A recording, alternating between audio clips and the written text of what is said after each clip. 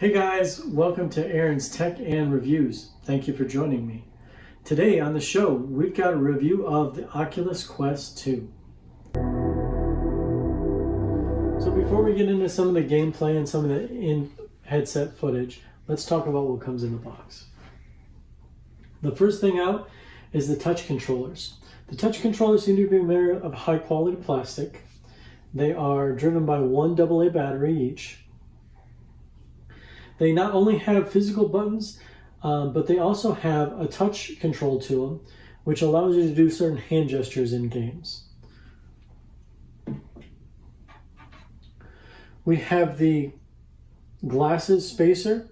Now, when people wear glasses inside, you would put this in front of the foam pad to space it out so your lenses don't contact the lenses of the device. So I noticed that actually inside the virtual reality headset, I don't need my glasses. So something to keep in mind, I have noticed that on other headsets, I do need my glasses. Instruction manual, as well as a USB cable and power brick, pretty much standard on most devices now, as well as the headset. The headset appears to be made of a high quality plastic, which is easy to clean externally. The elastic head strap, again, seems to be pretty high quality. This isn't exactly the most comfortable head strap that I've worn. However, it is pretty decent. I know there's a lot of aftermarket, nicer head straps that go along with this, but I would try this out first. I don't think you necessarily need to upgrade. On both sides of the head strap are little speakers. Now, I find these speakers very usable during gameplay, and I don't find a need to upgrade. However, if you are looking for an upgrade, there is a headphone jack on the side, so you can plug your favorite earbuds or something like that inside. Now, if we go along to the inside, we have the two lenses. Again, seem to be pretty high quality. I like the lenses. These swirled lenses isn't what I expected to see when I first put them on, but they definitely work very well. Let's take the foam support out, the foam face pad. So the face pad is pretty important. It's going to be what's up against your face all the time. So the foam has an advantage and a disadvantage. First of all, it's very nice because it's comfortable. It blocks out a lot of light. It does let a little bit in around the nose, but it blocks out a lot of light on the side, and it seats up, and it's very comfortable on your face. The disadvantage to the foam, though, is that it absorbs the sweat. Now, I play some more exercise-related games, so I noticed that it absorbs sweat pretty quickly. So it's something that gets dirty quick, and you're going to need to clean it. Now, it is pretty easy to clean. I'll make a video in the future about how to clean this.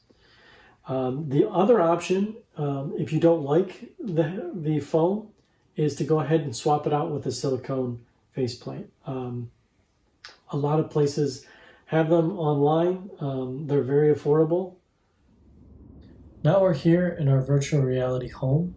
As you can see, the graphics are very well done. The tracking is spot on.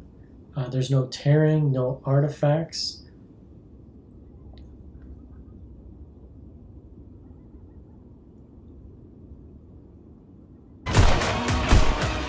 This is some play from Pistol Whip.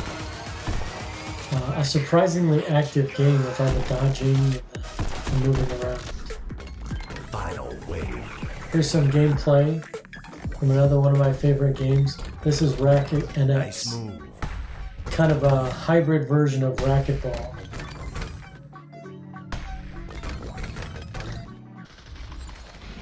Here's some play from 60 seconds. Population 1. Oh, I guess. Yeah, I don't like This is a fun PvP shooter. This is some gameplay from Fit XR. This is a great fitness game that really gets your heart rate going. We're Back, so let's get some of the tech specs out of the way. The Oculus Quest 2 comes with a LCD 1832 by 1920 display for each eye. By default, it's set at a 72 Hz refresh rate. However, you can configure that up to 90 in some of the experimental settings. Not very many of the games support that yet, but I'm sure more are on the way. The CPU is a Qualcomm Snapdragon XR2 platform processor.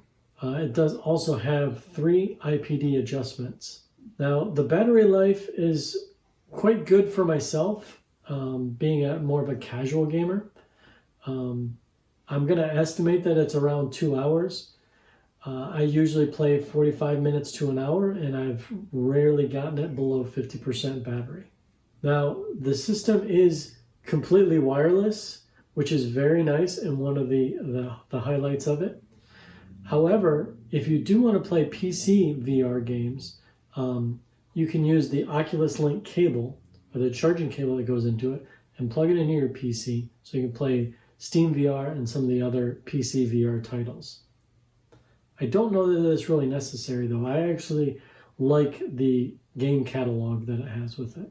So, final thoughts. One of the things that I really love about the Oculus Quest 2 is the true wireless aspect of it. I enjoy being able to spin around 360 degrees and move in real life as you're playing these games. It leads to a much more immersive experience. So the Oculus Quest 2 has a pretty good game library and experience library.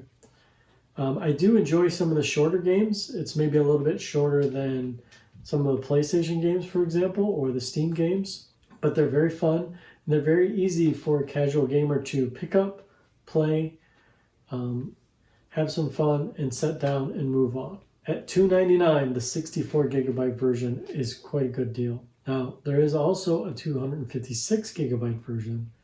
However, that runs you $100 more. For a casual gamer like myself, I have about 5 to 10 games or experiences downloaded at a time, as well as some videos for sharing with friends. I don't have any issues sticking within my 64 gigabyte limit.